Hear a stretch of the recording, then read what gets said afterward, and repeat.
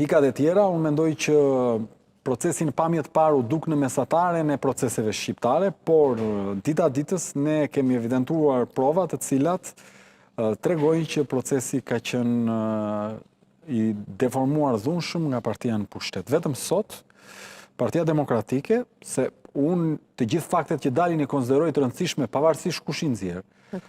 Ka nxjerr një video e cila në gjykimin tim, po dhe të kolegëve me cilët kam folur, është dramatike dhe praktikisht e rrëzon procesin zgjedhor në vetë, sepse nuk nevojitet të kesh prova për 5.000 qendra votimi.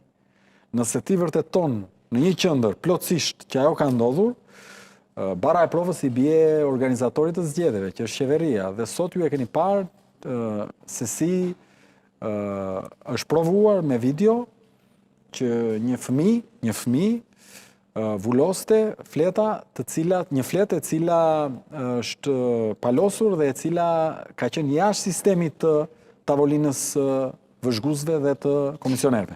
Mirë, gjithsesi këto pritet për tu vërtetuar, do të merren në shqyrtim. Megjithatë, nëse kanë qenë këto paregullsi, pra këto paregullsi që ju i thoni, i pretendoni Partia Demokratike, po i bën zëshëm çdo ditë dhe po nxjerrë zoti Berisha. Dhe ne kemi bërë disa pika, unë mund t'i citoj. Për shembull, unë i kam drejtuar një shkres, mund t'u çoj edhe pas emisionit, KQZ-s, ku i kam kërkuar informacion nëse subjektet zgjedhore kishin marrë nga KQZ-ja të dhëna mbi personat e regjistruar në diasporë. Emrat, numra telefoni, adresë.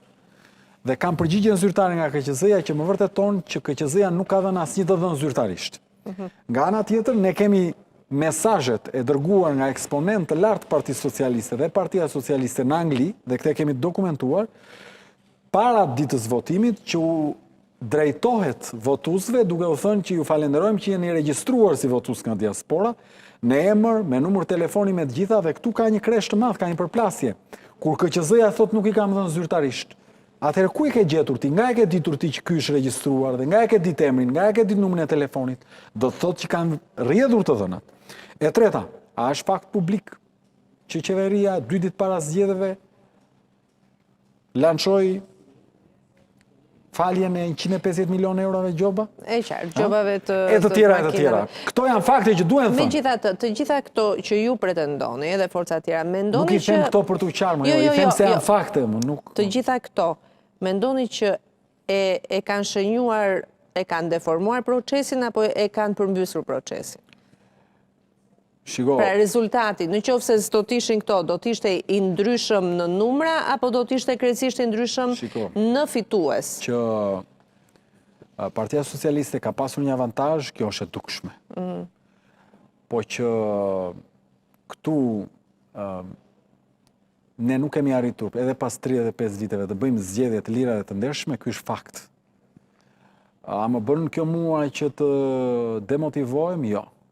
Përkundrazi, më jep më shumë fuqi për t'u angazhuar edhe më fort që ne ta çojmë edhe më përpara, sepse me gjithë këto padrejtësi dhe me gjithë përdorimin e administratës, që siç thotë ose Beo Diri, nuk ndahet dot ku është partia dhe ku është shteti, ne prap kemi marrë 64.268 vota të vlefshme dhe janë numëruar mbi 15.000 vota të pavlefshme.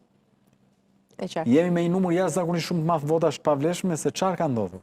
Në zonat ku ne kemi pas kandidat shumë cilësor, me emër, Partia Socialiste, duke qenë se nuk ka çfarë do të votën, nuk ka thënë mirë, votoni kandidatët e Shqipëria Bëhet, po votoni Partinë Socialiste, dhe votat kanë dalë të pavlefshme. E kuptoj, janë votat pavlefshme, sepse ishte një ndër vërejtjet që ishte KQZ që duhet kishim kujdes për të mënyrën si votohet. Megjithatë, në Fier, Partia Demokratike mbështeti kërkesën tuaj për hapjen ekutive. Ka ndonjë aleancë apo ishte një qëndrim parimor i PD-s? Jo, ka qenë një qëndrim parimor, edhe në Vlorë ne kërkuam hapjen e gjithë qarkut, po u hap vetëm një kuti për të parë materialet zgjedhore.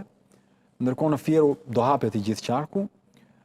Nga disa kuti që ne kemi parë, sepse shumë e vështirë t'i shohësh në ekran, është proces shumë i rëndë, kemi hasur në qendra dhe kuti votimi konkrete të cilat unë dhe i kam deklaruar me probleme.